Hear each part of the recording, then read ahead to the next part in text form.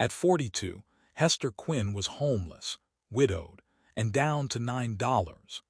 Vernon Sloat, the banker who had made himself master of nearly every thirsty acre in Cinder Wash, had her turned out because she refused to sign away the last paper tying her dead husband's name to a debt Sloat had already swollen beyond truth.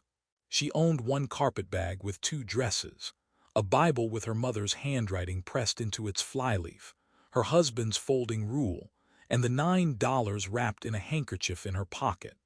On a wind-stripped morning in the spring of 1903, while half the town stood in front of the county office pretending not to care, she spent every cent of it to buy the abandoned trading post at the edge of the dry wash, a leaning old shell no one else would bid on, because even desperate people thought it foolish to pay for a building that smelled of mice, old coffee, and surrender. Before the week was out, something sealed behind its shelves would place in her hands a hidden promise large enough to alter her life and draw breath back into a dying town. Settle in, and let us tell you the story of Hester Quinn. If you are watching from a place that feels forgotten by the world, tell us in the comments.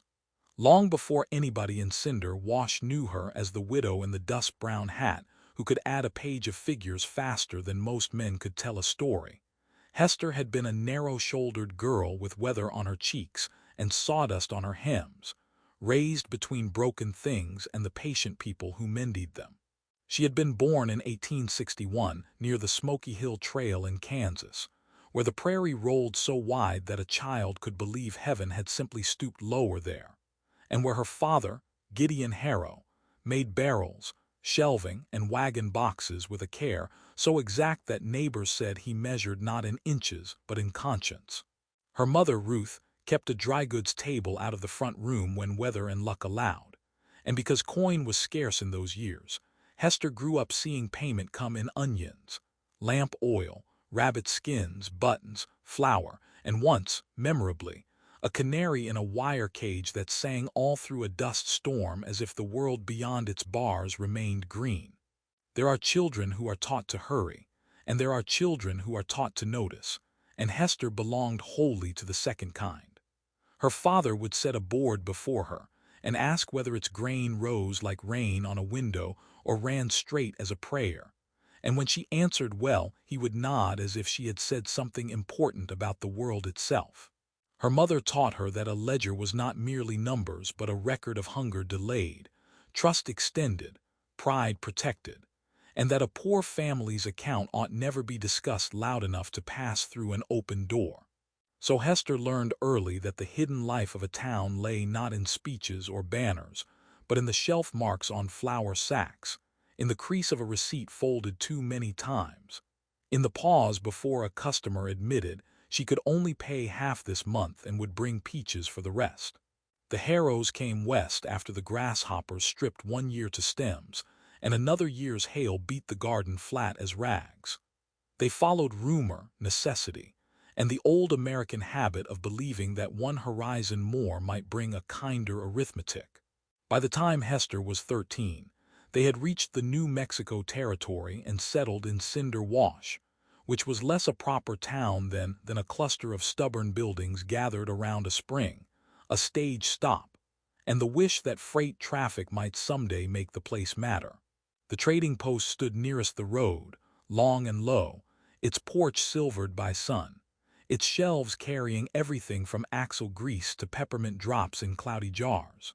It was kept by a woman named Arabella Cade, who had a voice like low brass and the uncommon gift of looking directly at a person until pretense felt wasteful. Arabella took to Hester at once. She saw the girl's neat hands, her habit of straightening crooked goods without being asked, and the way she listened to adults not for gossip but for pattern.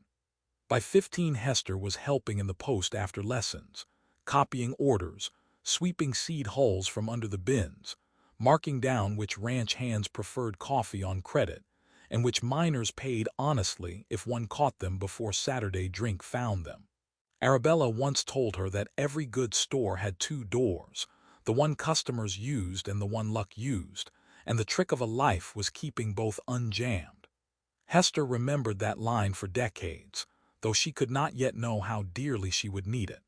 As she grew, she did not become the kind of beauty men wrote songs about, and this served her better than songs ever might have.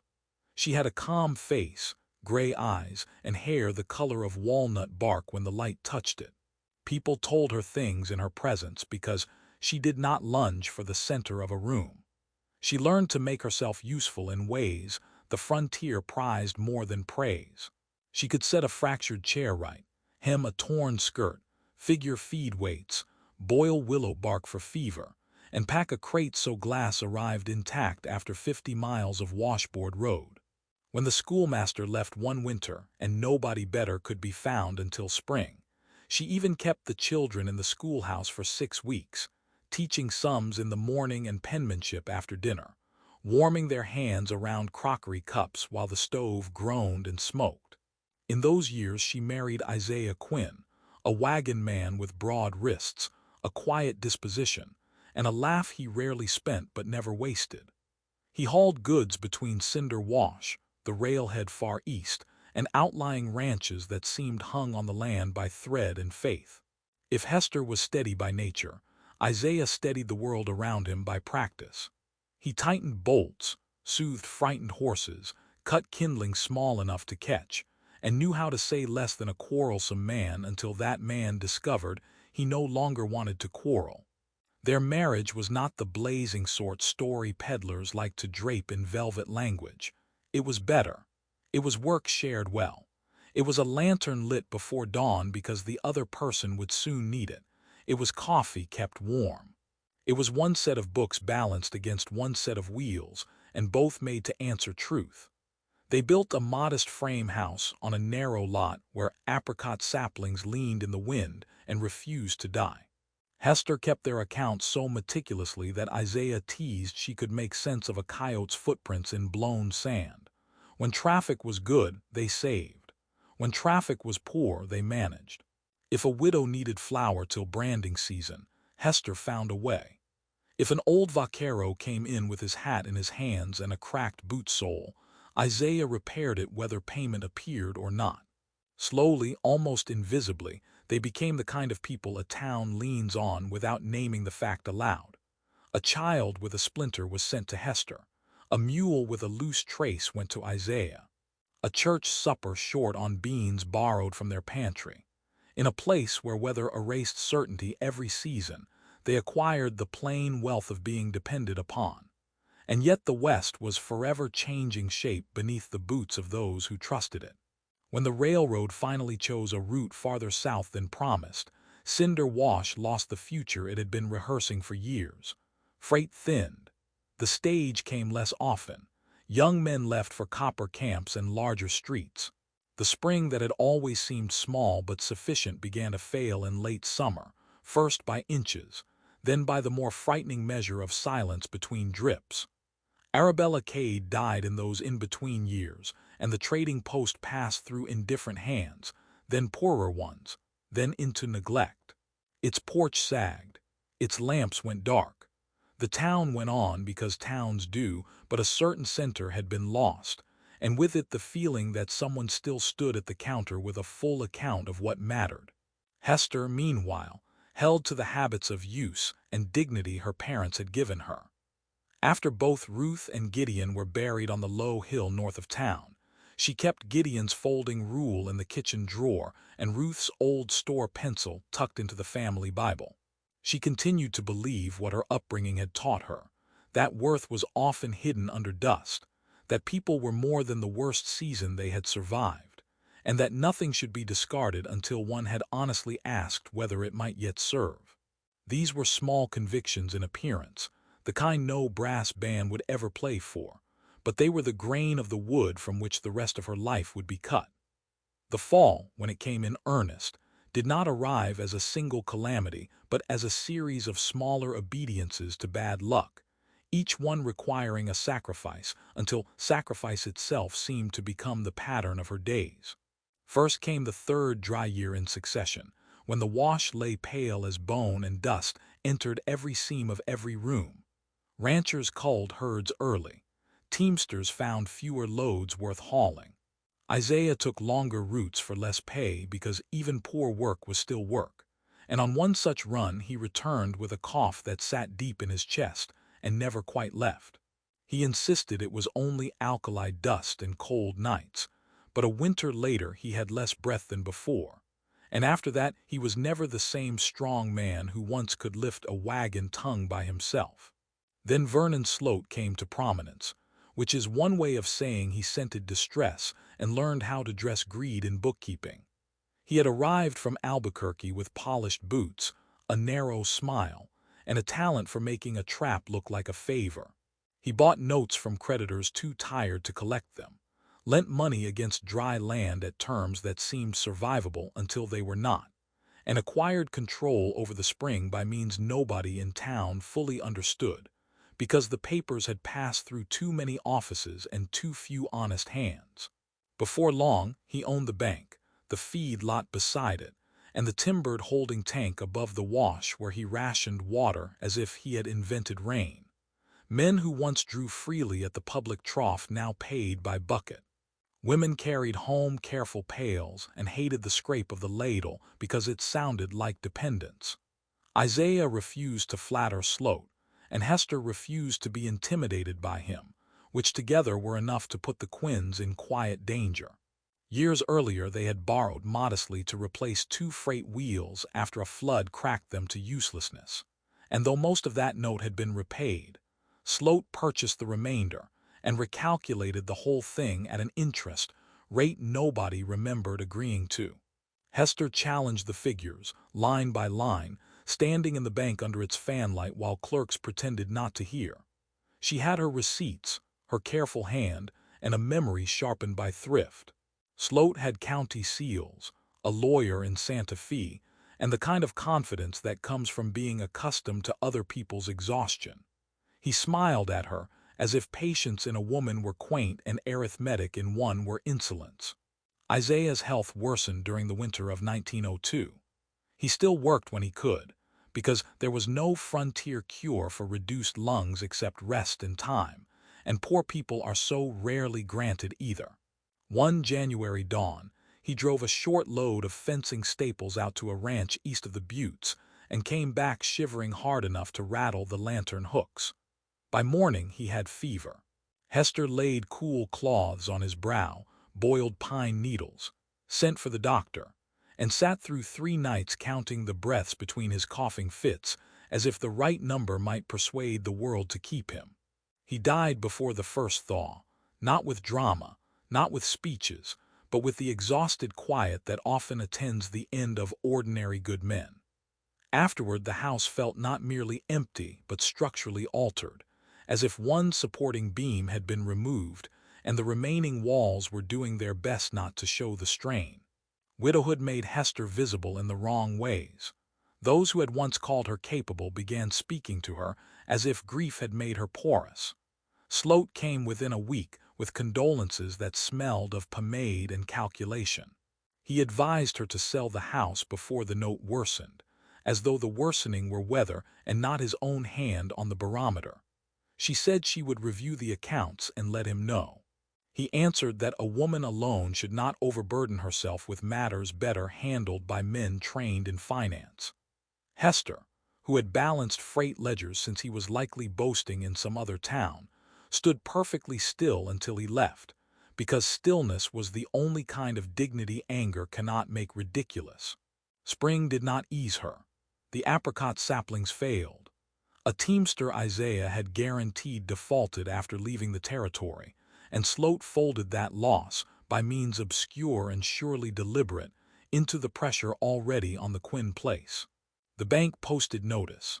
Hester took in mending, then laundry, then boarders when she could, but every dollar seemed to pass through her hands trailing 5 claimants. She moved from the house into a room above the livery after the foreclosure, carrying her carpetbag, a kettle, 2 quilts, and the folding rule wrapped in cloth.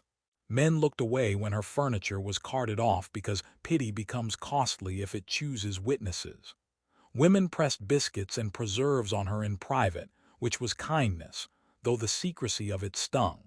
The worst insult came in May, when Sloat summoned her once more and laid before her a paper relinquishing any dispute over the debt, and affirming his title to the Springside Strip, where Isaiah had once watered teams without charge. He said signing would simplify matters and might allow him to recommend her for permanent work-keeping rooms at the hotel. Hester read the document twice. Buried in its genteel phrasing was an admission that the old wagon easement and part of the trough lot had always belonged with the property's Sloat now controlled. If she signed, she would not merely lose her own claim, she would help bless the theft of something that had served the town since before she was grown. She placed the paper back on his desk and said no. He did not raise his voice. Men like Vernon Sloat seldom need to. Instead, he arranged for the boarding house keeper, whose brother owed the bank, to inform Hester that her room was no longer available. The explanation given was remodeling, though no hammer sounded there for weeks. By then rumors had begun their lazy crawl through town, assisted by clerks and cowed by no conscience, that Hester Quinn had become difficult, that she believed old debts vanished by wishing, that she was perhaps not fully herself since Isaiah's death. Thus does power prefer to work, by making honesty look unstable and resistance look impolite. She slept 2 nights in the back of the abandoned school stove room with the teacher's leave, then one in the vestry, then one beneath the awning of the closed milliner's shop when a storm never quite arrived but threatened all night. It was during that week, hollow with fatigue and pride, that notice was posted for the county sale of delinquent properties, among them the old Cade trading post at the edge of Cinder Wash.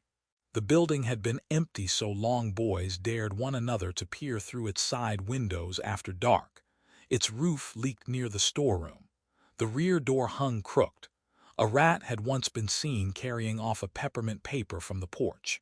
Yet when Hester read the notice, something inside her gave the smallest, strangest lift, as if a buried hinge had moved. Perhaps it was nothing more than arithmetic.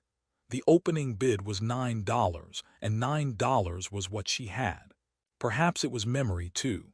She had learned sums there, and stock, and the geometry of shelves.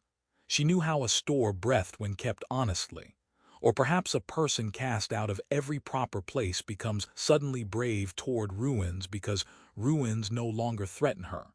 The morning of the sale dawned bright and mean, the kind of sky the desert wears when it intends no mercy. Men came with hats tipped back, curious for diversion more than purchase. Vernon Sloat stood near the steps with his hands clasped behind him, looking already victorious over properties he had not yet acquired. When the trading post lot was called, the auctioneer named the starting bid and waited. Nobody answered. The pause stretched. Somebody chuckled. A smith muttered that it would cost twice that to keep the roof from lying down entirely. Then Hester, standing alone near the hitch rail in her brush-clean black dress, said, clear enough for all of them to hear, that she bid $9. Heads turned not sharply but slowly, as sunflowers turn because ridicule likes a leisurely entrance. The auctioneer asked for advance. None came. He struck the sale. Some laughed outright. Others looked embarrassed on her behalf, which can feel even crueler. Sloat smiled the way a man smiles at whether he expects will soon worsen for someone else. Hester stepped forward, placed her money in the clerk's hand, took the folded receipt, and tucked it into her glove as if buying a sound property on a healthy street were the most ordinary matter in the world. If fear moved in her then, it did so beneath layers of older training. She had been taught to notice first, panic later. The key given her was stiff with rust. The paper said she now owned the parcel and its structures as assessed. The crowd dispersed, carrying away its opinions. Hester walked alone to the edge of town where the trading post waited, broad-backed in the sun, useless in the eyes of almost everyone, and for that very reason wholly hers. The first thing that met her when she pushed the door open was smell. Old cedar, mouse droppings, dust heated through years of stillness. A faint remnant of coffee deep in the planks, as if the boards themselves remembered mornings. Light entered in slanted sheets through the front windows, revealing rooms thick with moats and silence. The counters remained, scarred by knives and coin. Shelves lined the walls in long dark ranks. A cracked mirror leaned behind the tobacco case, making the room appear larger and lonelier than it was. Hester set down her carpetbag and stood motionless until the building's little noises introduced themselves. A board settling, tin tapping lightly in a breeze, the dry brush of something small retreating beneath the back platform. She did not see collapse. She saw salvage.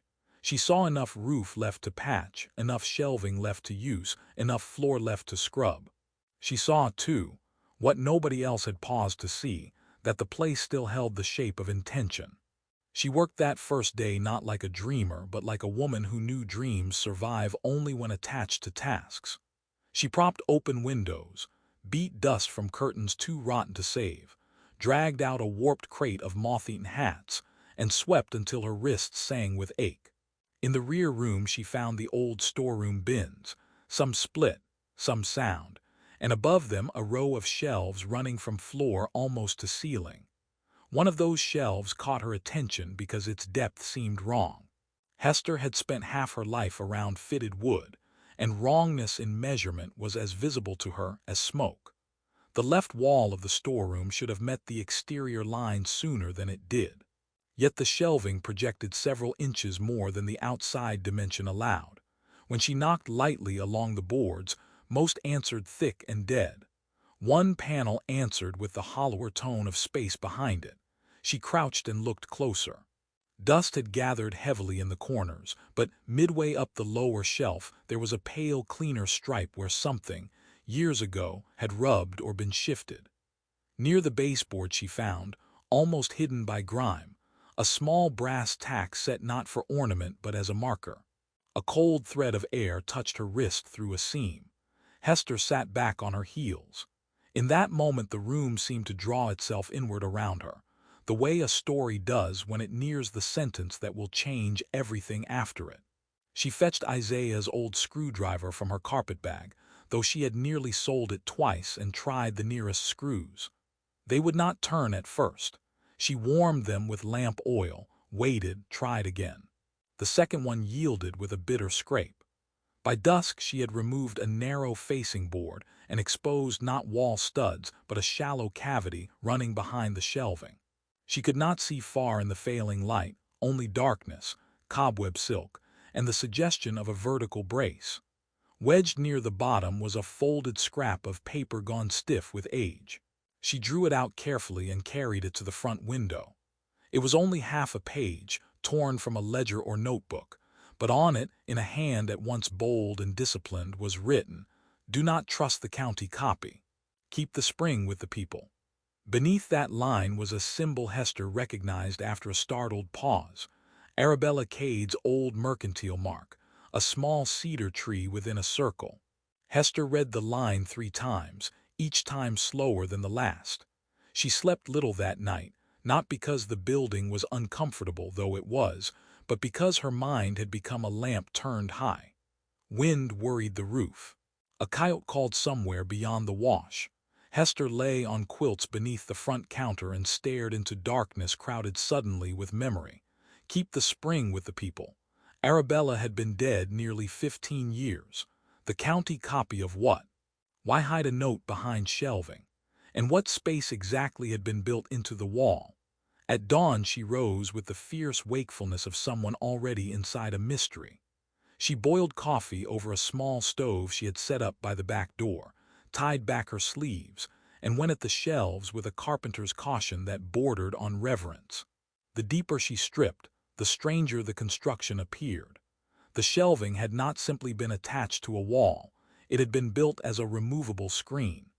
Behind it lay a narrow service passage just wide enough for a person to turn sideways, leading to a square cedar panel set flush into the brick chimney breast.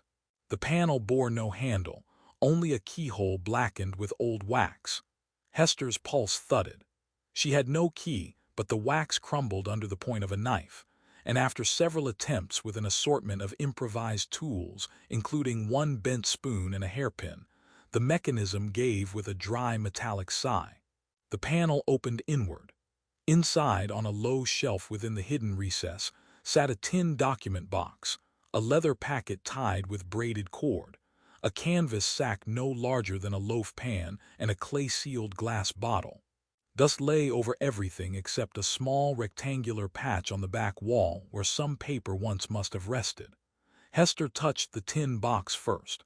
Its latch was green with age but intact. When she opened it, the scent that rose was of old paper, lamp smoke, and cedar oil. There were deeds folded in oilskin, ledgers wrapped in muslin, and letters tied in bundles with faded blue thread. The first page she unfolded carried Arabella Cade's unmistakable hand. The second carried survey lines in black ink and red wash. The third bore a county seal impressed so deeply it had cut the paper nearly through. Hester took the packet, the letters, and the bottle to the counter and spent the better part of the day reading, because some discoveries do not enter a life all at once but in layers, each one making the next more difficult to doubt. Arabella's letters were not meant for idle eyes. Some were drafts never sent. Others were copies of correspondence with a surveyor named Tomás Esker and a circuit lawyer in Las Vegas, New Mexico. Together they told a story so sharp Hester had to stop twice to steady her breath. In 1888, during the first serious drought Cinder Wash had suffered, Arabella and several townsmen had subscribed money to secure the spring, and the adjoining trough lot forever as a public commons, to be held in trust through the trading post until the county could properly record a cooperative charter. The original deed, signed by a rancher whose upstream claim had precedence, granted not only the spring itself, but access to a buried stone cistern farther up the wash and the clay pipe that once carried emergency water toward town in hard summers. But something had gone wrong. The county recorder's office had later filed a different copy showing the spring attached to land eventually acquired by a holding company connected to Vernon Sloat's father, Elias Sloat, who had briefly worked as a clerk in Cinder Wash before leaving under a shadow nobody could quite pin down. Arabella's letters named it plainly. She believed the county copy had been altered and the cooperative papers substituted before recording. She had confronted Elias, been threatened with financial ruin, and chosen, in the interval before legal relief could arrive, to hide the originals in the trading post wall where only someone attentive to the shelving might someday find them. "If the town grows forgetful," one letter read, "let the building remember for us." Another said, "The water belongs not to any banker or son of a banker but to all households drawing breath in this place, particularly in lean years." There, tucked beneath the letters, was the original trust ledger with 12 names entered in Arabella's ink, among them Gideon Harrow and Isaiah Quinn's father. The canvas sack held 27 gold double eagles and a note pinned to the cloth. "Reserved for pipe repair, widow flour, and school fuel, not to be spent for private advancement." Hester sat very still after reading that line. Gold enough to change a poor woman's circumstances rested within reach of her hand. Yet even before she finished the sentence, she knew Arabella had written not a suggestion but a charge, and that the charge had reached exactly the woman it was meant to test. The clay-sealed bottle contained a rolled vellum map so fine and exact Hester almost laughed from sheer astonishment. It showed the trading post, the wash, the old trough lot, and farther north beneath a stand of cottonwoods, a buried stone chamber labeled Reserve Cistern, connected by a line of pipe and a hand-marked valve symbol. In the margin Arabella had written, "Concealed after vandalism in '89. Access under splitroot cottonwood. Use only when the town must remember it belongs together." For a long while she simply listened to the room. Outside a wagon went by. Somewhere a hinge flapped. Inside Hester, grief, outrage, memory, and responsibility rearranged themselves into something harder and clearer than hope. Vernon Sloat had not merely forced widows out and priced water as he pleased. His family's claim, if Arabella's papers held, rested on an old theft perpetuated through silence. The spring had never been his to hoard. Nor, by the note in the sack, was the gold hers to pocket, though no one alive could have blamed her had she used a piece of it to eat easier. That was the moment, we think, when her story ceased to be only about survival. She had gone into the trading post seeking shelter and found instead a covenant. Still, paper alone does not prevail in a frontier town where money speaks daily and truth, if underfunded, can spend years unheard.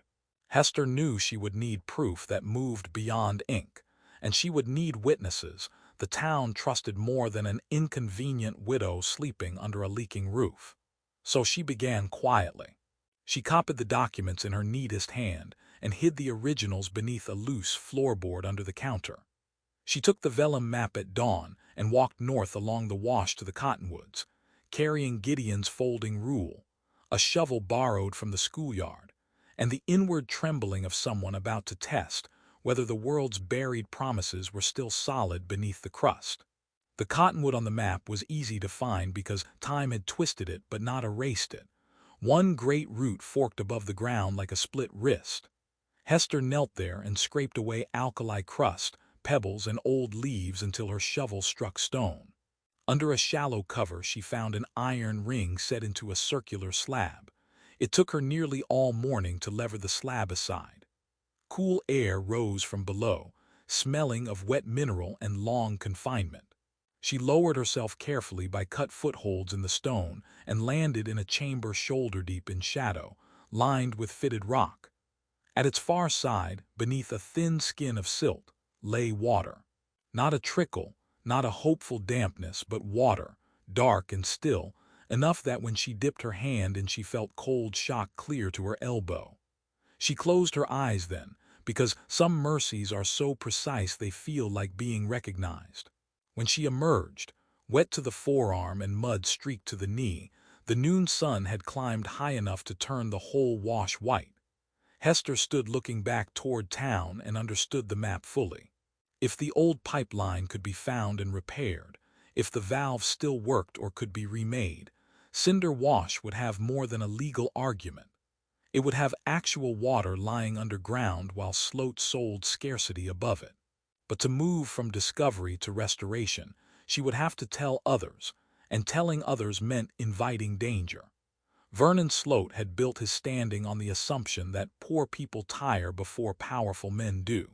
She would have to prove him wrong without becoming what he expected her to be, hysterical, grasping, or easily isolated. The conflict began, as these things often do, with disbelief wearing the face of practicality. Hester first took her copies and one of Arabella's letters to Reverend Pike, whose church stove she had polished every winter for 10 years, and whose wife had once recovered from fever on broth. Hester carried over for a week. The Reverend read the page twice and coughed into his hand. He said the matter, if true, was grave, but cautioned that accusations against a banker required great care. Mrs. Pike asked whether Hester might not be mistaking an old mercantile dispute for current law. A rancher she next approached said hidden documents were the sort of thing lonely people imagined in empty buildings.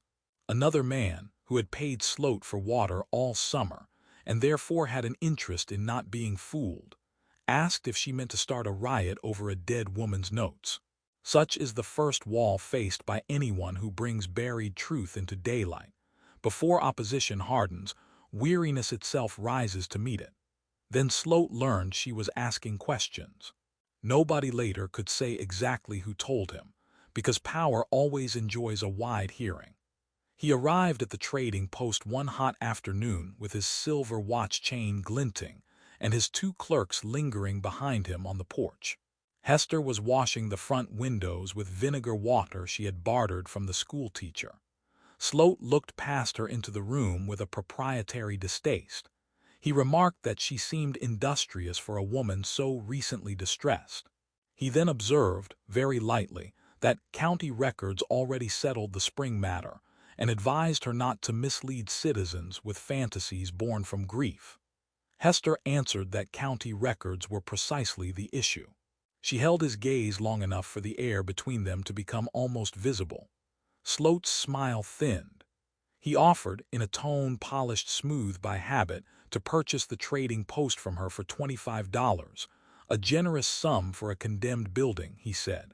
When she refused, he raised the offer to $40, then let silence imply consequences.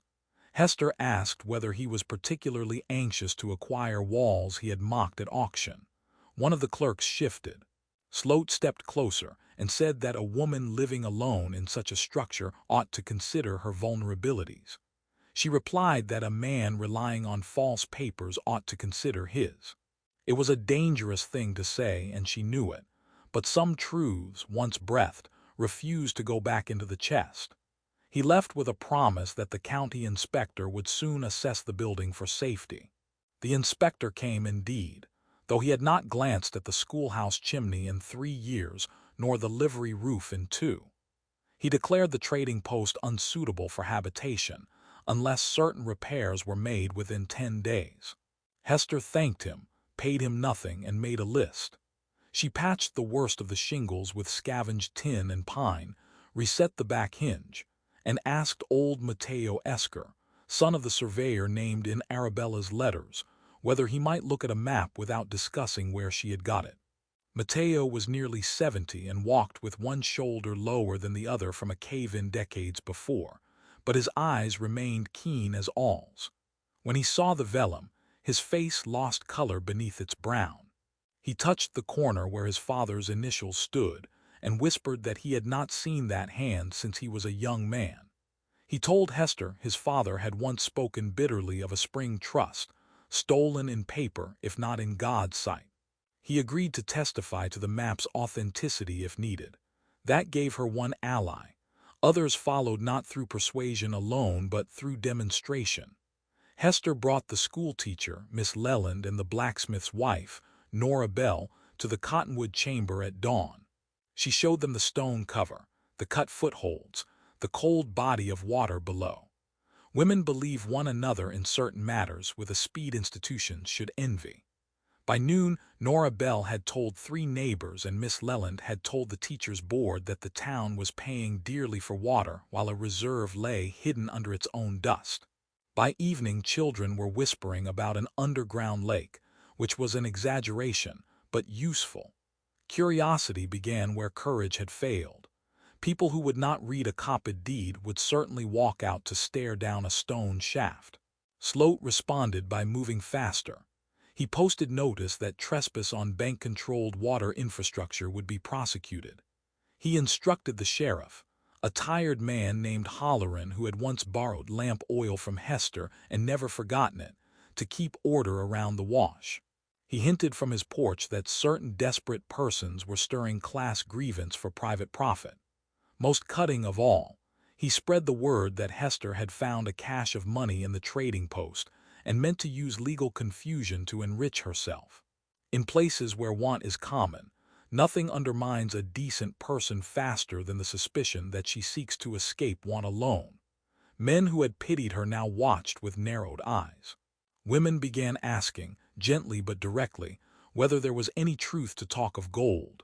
Hester could have lied. She did not. She called a gathering outside the trading post on a Sunday after church, when the whole town already wore its best disappointment and could not claim it had somewhere else to be. She stood on the porch beneath peeling paint and spoke without flourish.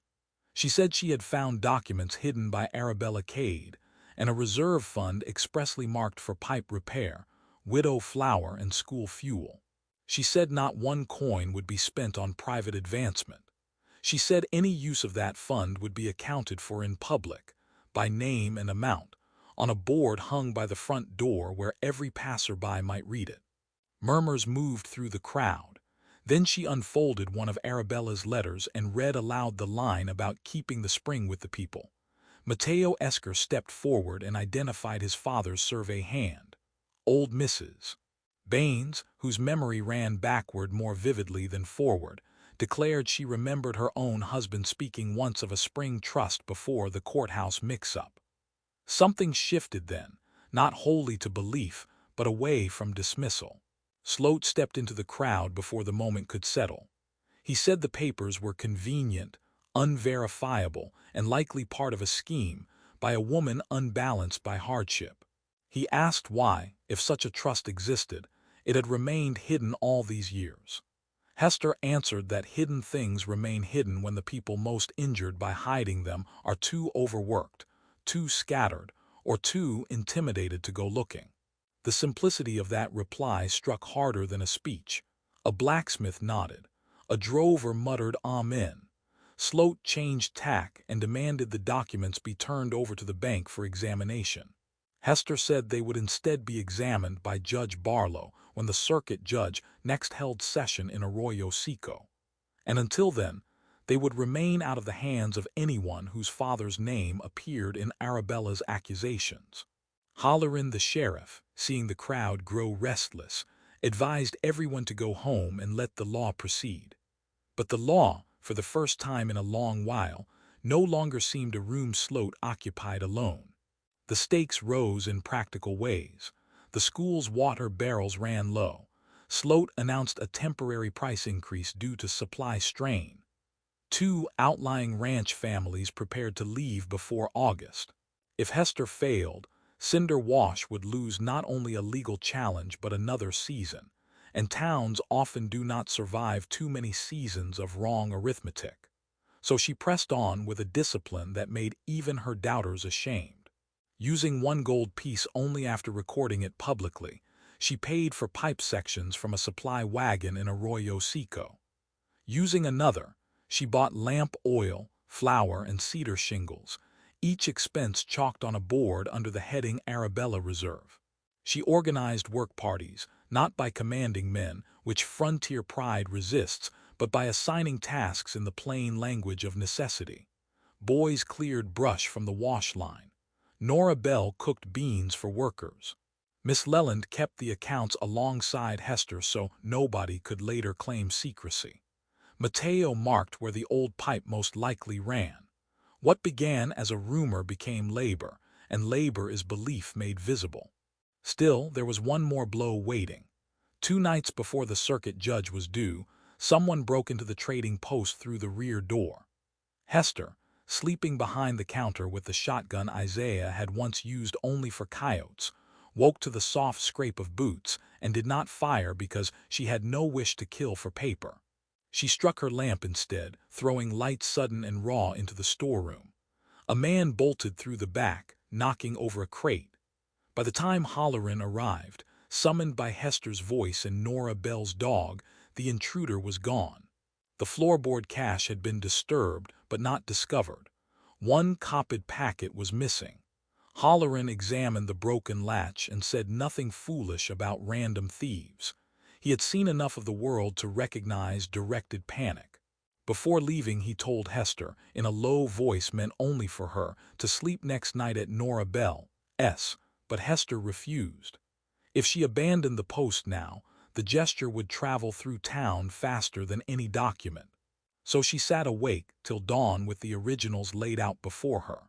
1 hand on the Bible in which Ruth Harrow had tucked store lists 40 years earlier, and understood that courage is not a feeling granted to the deserving, but a job one continues performing after fear has taken its proper seat. At daylight, Halloran returned with something tucked under his arm. The missing copy packet found in the alley behind the bank, where wind had caught it under a barrel. He did not say who had likely dropped it. He did not need to. By then Cinder Wash had begun to read character the way Hester read shelving, by mismatched measurements and hidden drafts. Judge Barlow's hearing in Arroyo Seco drew more spectators than church on Christmas. Hester wore her plain dark dress, brushed to stern respectability, and carried the tin box wrapped in a quilt. Sloat arrived with counsel. The courtroom windows stood open to the heat. Flies worried the sills. 1 by 1 the papers were laid out. The original spring deed, the cooperative trust ledger, Arabella's letters, Tomas Esker's survey, the reserve note, the county copy with its suspicious substitutions, and witness testimony from Mateo, Mrs. Baines, Halloran regarding the break-in, and Miss Leland regarding the public accounting of the gold. Hester herself spoke last. She did not dramatize. She explained measurements, dates, signatures, storage conditions, and why a removable shelf wall would have preserved the papers from casual discovery. Her voice remained even, which made Sloat's lawyer's insinuations look coarse by comparison. When pressed on why Arabella had hidden not only papers but money, Hester answered that honest people sometimes conceal provisions from dishonest ones and trust posterity to judge the difference. Even Judge Barlow, who had the heavy-lidded face of a man long bored by ordinary deception, nearly smiled at that. The decisive moment came when Barlow compared the ink age and seal impressions on the deed with the county copy and called for a recess. Upon return, he ruled that the original trust documents held substantial authenticity, that pending full territorial review, the spring and reserve cistern were to be treated as common resources under temporary trusteeship, and that no private rate could be imposed upon households for emergency draw from those sources. Further, he ordered an inquiry into past conveyances attached to Elias Sloat's transactions. The room exhaled as one body. Sloat objected, paled, and objected again. Barlow overruled him with the weary satisfaction of a man finally given a corruption simple enough to strike cleanly. What followed was not magic, though towns later told it that way. It was labor performed under a new sky of legitimacy. The old pipeline, rotten in sections and crushed in others, could not be fully revived, so Hester and the volunteers adapted. With reserve funds, public donation, and the blacksmith shop working late, they built a new gravity-fed run from the cistern to a stone stand near the school and a second line to a communal trough by the square. Water appeared first as coughs and spurts, then in a clear, steady stream that caught the afternoon light like drawn wire. Children cheered. Women laughed the startled laugh of people who had grown used to swallowing resentment with dust. Even men too proud to celebrate openly stood with hands on hips, looking at that stream as if it had argued them into decency. Hester spent the reserve exactly as Arabella had instructed. Widow flour was measured and distributed without fanfare. The school received fuel for winter and fresh barrels with tight hoops. A repair crew shored the trading post roof, replaced its cracked panes, and reset the porch. Above the entrance Hester hung a simple board painted in neat black letters, Cade Commons Mercantile, not Quinn's, not Hester's, Commons. Inside she reopened the front room as a cooperative store supplied modestly at first with beans, lamp wicks, nails, soap, and coffee. Profits beyond expenses went into a ledger anyone could inspect every Saturday noon. Credit was extended carefully, never to flatter, never to entrap. Those who paid in labor had their labor entered fairly. The town, which had nearly forgotten what an honest counter felt like, remembered with embarrassing speed. As for Vernon Sloat, his justice arrived not in spectacle but in subtraction, which is often the more fitting punishment for a man who built himself by adding up other people's weakness. Once the judge's inquiry spread beyond Arroyo Seco, depositors withdrew nervous funds. Ranchers challenged water charges they had assumed immutable. 2 lien disputes reopened. The territorial investigator found enough irregularity in old transfer books to cloud several of Sloat's holdings for years. His bank did not fail in a single dramatic crash. It thinned, then coughed, then sat half-empty while people crossed the street to avoid entering it. Men ceased lowering their voices around him. Clerks sought work elsewhere. The silver watch chain remained, but it no longer signified mastery. There came a morning, some weeks later, when Hester watched from the mercantile porch as Sloat himself carried a bucket from the communal stand to his office, because the private tank above town had gone nearly dry and no one hurried to assist him. That was all, that was enough. By autumn Cinder Wash had altered in the way living things alter after danger has passed and yet not fully receded. People still worked hard. The land was still stingy. Dust still found its way into butter and cuffs, but there was water where there had been leverage, and that changes the posture of a place. Children washed slates with less parsimony. The church garden tried again. A widow named Mrs. Tomlinson baked bread for sale from flour issued during the hardest weeks and later insisted on repaying half in cash, half in onions, which Hester accepted because dignity sometimes prefers mixed currency. The school attendance rose. Teamsters began planning routes through Cinder Wash again because animals could water there honestly. Travelers stopped at the mercantile and said the town felt steadier than neighboring settlements with larger populations and less trust. Hester never became rich, though some later insisted she must have hidden more than she disclosed. Such suspicions cling to any woman who survives too visibly. But wealth, as her parents had taught her, is not always a pile one can count. She slept under a sound roof again. She had work that matched her hands. She carried keys at her belt, not as a symbol of possession but of stewardship. On cold mornings she opened the mercantile before sunrise, lit the lamps, and felt the building wake around her, no longer a shell no one wanted but a place remembering its own first purpose. Sometimes, when she passed the restored shelf wall in the storeroom, she would lay a palm against the cedar and think of Arabella Cade, of Gideon's careful measurements, of Ruth's ledgers, of Isaiah's steady silence, and of how close the town had come to losing what had been hidden for it all along. If we circle back now to where we began, to a 42-year-old widow with $9 and nowhere to sleep, we can better understand what those opening facts meant and what they did not. They meant she had been stripped to the bone of outward security. They meant a powerful man had mistaken hardship for surrender. They meant the town around her had grown so accustomed to scarcity and hierarchy that many could no longer imagine rescue arriving through a woman everyone had already counted out. But those facts did not mean she was empty. They did not mean the lessons stored in her from childhood had no market value because no market quoted them. They did not mean the abandoned building at the edge of town was worthless because profit-seeking men had ceased to circle it.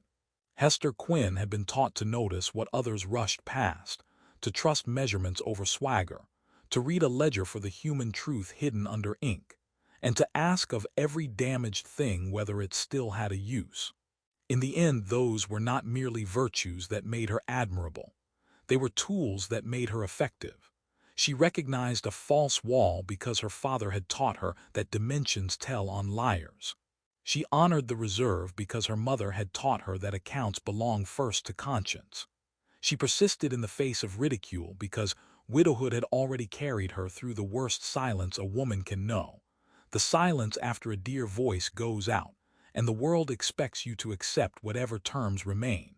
So when history, chance, and moral duty met in one dust-filmed recess behind a shelf, Hester was not made by that moment so much as revealed by it. And what she restored was larger than water, though water was the form it took.